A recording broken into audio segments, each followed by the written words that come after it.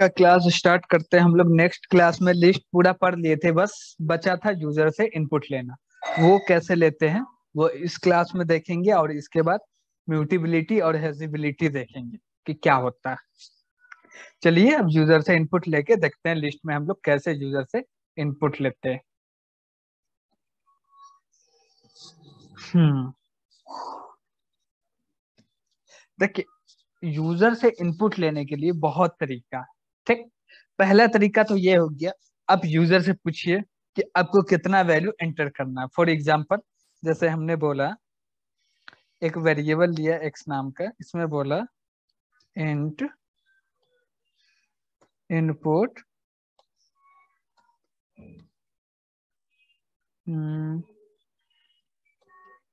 Inter size of list.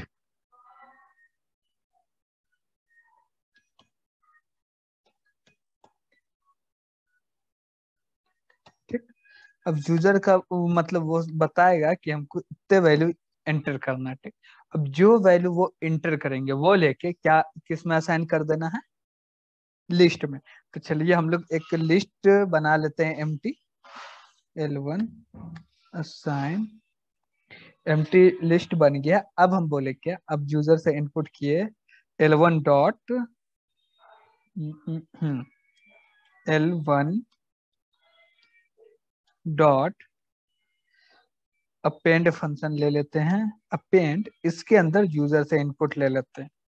Int input inter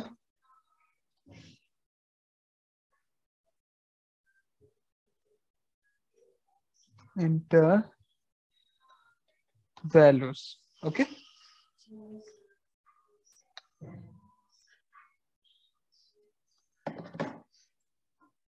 हाँ, अब user value enter करते जाएगा जितना वो चाहेगा। पहले बताएगा कि 5 यूज करना है, 10 यूज करना है। ठीक, उसके लिए अब हम लोग को एक लूप लगाना पड़ेगा। तो इसके लिए हम लोग वाइल लूप भी लगा सकते हैं, फॉर लूप भी लगा सकते हैं। ठीक, तब यहाँ पे हम लोग लगा लेते हैं। चलिए वाइल लूप लगाया, यहाँ पे ओनली एक्स पास कर दीजिए, और एक्स को हमेशा 1 से डिक्रीज करते जाएंगे। जब ये हो जाएगा उसके बाद हम लिस्ट को प्रिंट करा सकते हैं। L1, अब हमने रन किया प्रोग्राम को, बोल रहा है इंटर साइज ऑफ लिस्ट। हमने एंटर किया 5।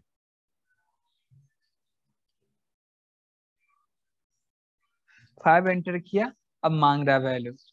अब वैल्यू हमने किया 10, इंटर 20, 30, 40, 50।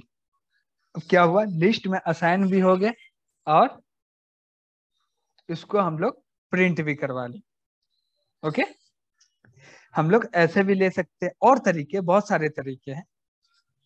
ये तो पहला तरीका हुआ कि हम लोग ऐसे ले यूजर से पूछेंगे, वो जितने वैल्यू देना चाहेंगे ये हो गया। अब प्रॉब्लम ये आ रहा कि यूजर को मालूम नहीं है कि कितना वैल्यू देना है।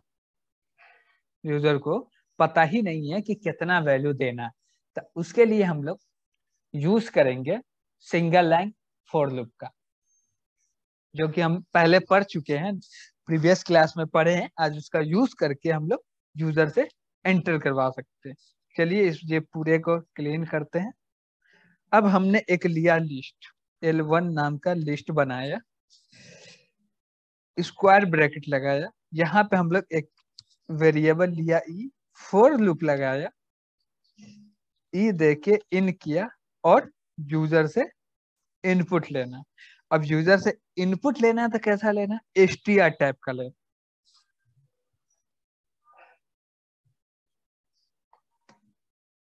अब बोले इंटर वैल्यूज, इंटर, अब inter values comma separated, inter values comma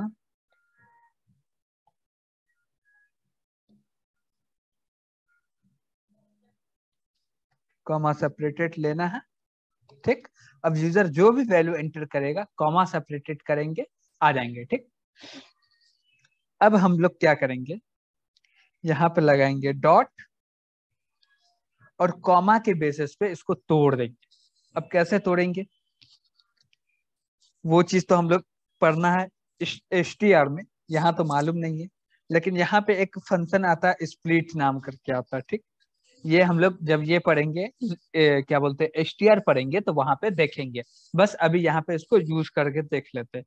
single इसमें कॉमा देती है। ठीक, अब जहां जहां पे कॉमा रहेगा उसको सिंगल वे में तोड़ के क्या बनाया गया, एक वैल्यू बना देगा लिस्ट के एलिमेंट के तौर पे। ठीक, और कैसा टाइप का चाहिए, इंट टाइप का चाहिए, तो यहाँ पे इंट टाइप भी डाल दिए। ठीक, यहाँ पे टाइप कास्टिंग कर दिए। अब हो गया, अब कॉमा सेपरेटेड लेगा और क्या करेगा, उसको इंट में कन्वर्ट करके लिस्ट में स्टोर कर देगा। अब ये हो गया, इसके बाद हम इसको प्रिंट करा सकते हैं। ये हेलो, हाँ हेलो, ये ई लिखा हुआ है तुमने किस लिए? ये वेरिएबल है। नाम, अच्छा। हाँ, जो यूजर एंटर किया, ठीक, एक स्ट्रिंग में आया, कॉमा सेपरेटेड में उसको तोड़ेगा और तोड़ के ई वेरिएबल में देगा। ई वेरिएबल में यहाँ आएगा, इसको टाइप कन्वर्ट करेगा इंट में और L1 में असाइन कर देगा। जैसे हमने इसको रन किया, अब हमने एंटर किया 10, 20, 30, 100, 40, 50, 60। ओके, जैसी एंटर किया देखो असाइन हो गया एक लिस्ट के अंदर, और कॉमा सेपरेट मतलब लिस्ट के अंदर असाइन हो गया। यहाँ जो कॉमा दिए वो हट गया। हम लोग स्ट्रिंग एंटर कर रहे थे, एसटीआर में वो फंक्शन आता है स्प्लिट। ठीक, वो अभी नहीं पढ़े, जब एसटीआर पढ़ेंगे तो उसमें देख लेंगे। उसके सहायता से हम लोग यूजर को से पूछना भी नहीं पड़ेगा कि आपको जितना मर्जी वैल्यू देना वो देंगे, हम लोग ले लेंगे। ओके, हम लोग ओके। ऐसे भी कर सकते हैं। चलिए तो आज के टॉपिक पे हम लोग आते हैं। और एक सवाल था, हाँ, इंक्रीज हम लोग प्लस प्लस करके देते हैं ना? नहीं, वो ऑपरेटर पाइथन में है ही नहीं। यहाँ पे इंक्रीमेंट ऑपरेटर का कहाँ पे काम हो रहा। अभी इंक्रीज किया था ना, इससे पहले वाले उसमें तुमने हाँ 1 हाँ, से। डिक्रीज किया था। हाँ वही तो, फिर मेरे को सुनाई दिया था इंक्रीज। डिक्रीज किया था यहाँ पे, मतलब प्लस प्लस ऑपरेटर या माइनस माइनस ऑपरेटर काम नहीं करता। ओके, वर्क नहीं करता। ओके। चलिए, आज हम लोग को पढ़ना है म्यूटेबिलिटी एंड हेजेबिलिटी क्या होता है। हम लोग इससे पहले म्यूटेबल पढ़ चुके हैं। म्यूटेबल ऑब्जेक्ट आर चेंजेबल, यानी कि जो म्यूटेबल वेरिएबल ये होगा, ऑब्जेक्ट होगा, वो चेंजेबल होगा। और immutable object are not changeable, जो इम्यूटेबल नहीं होगा वो चेंजेबल नहीं होगा। All immutable object are hashable. Okay, but not all hashable होगा, but not all hashable objects are mutable, sorry immutable. ठीक, ये क्या बोल रहा है कि जो म्यूटेबल ऑब्जेक्ट है वो चेंजेबल होता है, जो इम्यूटेबल ऑब्जेक्ट है वो नॉट चेंजेबल होता है। ठीक, यानी कि जो इम्यूटेबल ऑब्जेक्ट होगा उसमें हम लोग चेंज नहीं कर सकते, जो म्यूटेबल होगा उसमें हम लोग चेंज कर सकते हैं। लिस्ट क्या है, म्यूटेबल है, तो इसको हम लोग चेंज कर सकते हैं। ओके, और यहाँ पे क्या बोला है, ऑल इम्यूटेबल ऑब्जेक्ट आर हैजेबल। जो आज की क्लास में हैजेबल पढ़ना है वो बोल रहा है कि जितना इम्यूटेबल ऑब्जेक्ट होगा वो हैजेबल होगा, but all all but not all hashable object are immutable. लेकिन सब, लेकिन क्या, जितने भी हैजेबल ऑब्जेक्ट है वो जरूरी नहीं है कि इम्यूटेबल हो। ओके, चलिए, हैजेबल क्या होता है। हैजेबल यानी कि मैपिंग वैल्यू, हैजेबल यानी कि मैपिंग वैल्यू, यानी कि हैज, इसको बोलते हैं हैज। हैजेबल यानी कि हैज वैल्यू या मैपिंग वैल्यू, दोनों बोल सकते हैं। ओके, यहाँ पे हम लिखे हुए हैं, it is has a has value that does not change during its entire life time, यानी के हैज वैल्यू अपने लाइफ टाइम में कभी भी चेंज नहीं होगा, जिसको हैजेबल कहते हैं। ओके, ये अपने लाइफ टाइम में, इसका जो लाइफ टाइम डिसाइड किया जाएगा जब हम लोग प्रोग्राम रन करते हैं, तो उसका लाइफ डिसाइड किया जाता है कब से कब तक चलना, तब तक इसके वैल्यू को, सॉरी इसके हैज वैल्यू को हम लोग चेंज नहीं कर सकते, चेंज नहीं हो सकता। ओके, उसी को हम लोग बोलते हैं हैजेबल। उसको हम लोग चेक भी कर सकते हैं कि कौन हैजेबल है और कौन हैजेबल नहीं है। उसके लिए एक फंक्शन आता है हैज करके, फंक्शन आता है,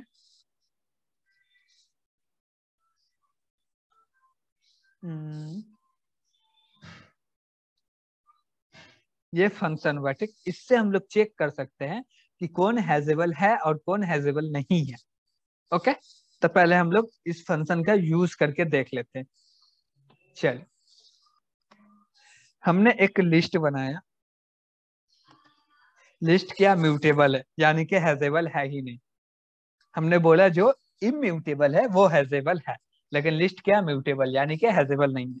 चलिए तब भी बना के हम लोग चेक करके देख लेते हैं।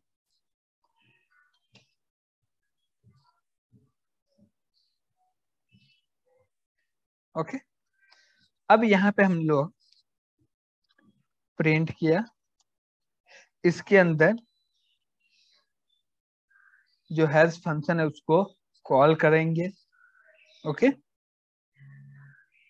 और इसके अंदर हम लोग L1 पास कर दिया। अब इसको रन कर रहे हैं, देखिए क्या बता रहा, एरर बता रहा, टाइप एरर। क्या है, अनहेजेबल टाइप लिस्ट, यानी कि ये जो लिस्ट है हेजेबल नहीं है, अनहेजेबल है। ओके, इसलिए एरर आ रहा था। हेजेबल क्या है, कौन हेजेबल है और कौन नहीं है वो देख लेते हैं, फिर इसके बाद यहाँ पे आके हम लोग इसका प्रैक्टिस करेंगे। चल देखिए, इंट क्लास क्या है, हेजेबल है, म्यूटेबल नहीं है, यानी कि इंट क्लास के वैल्यू को हम लोग चेंज नहीं कर सकते हैं। जब चेंज करते हैं तो वो दूसरा ऑब्जेक्ट बन जाता है। ओके, हाँ, फ्लोट ये भी हेजेबल है, नॉट म्यूटेबल है, नॉट म्यूटेबल है, नो है, म्यूटेबल नहीं है। देखिए कॉम्प्लेक्स भी हेजेबल है, बुल भी हेजेबल है, str भी हेजेबल है, रेंज भी हेजेबल है। देखिए हेजेबल नहीं है वो देखते हैं, लिस्ट नहीं है, सेट नहीं है और डिक्ट नहीं है, टपल भी हेजेबल है। ओके, तो 3 हेजेबल नहीं है, इसके अलावा सब हेजेबल है। ओके, यानी कि अब देखो str, इसका हम लोग हैज वैल्यू चेक कर सकते हैं। चलिए देखते हैं।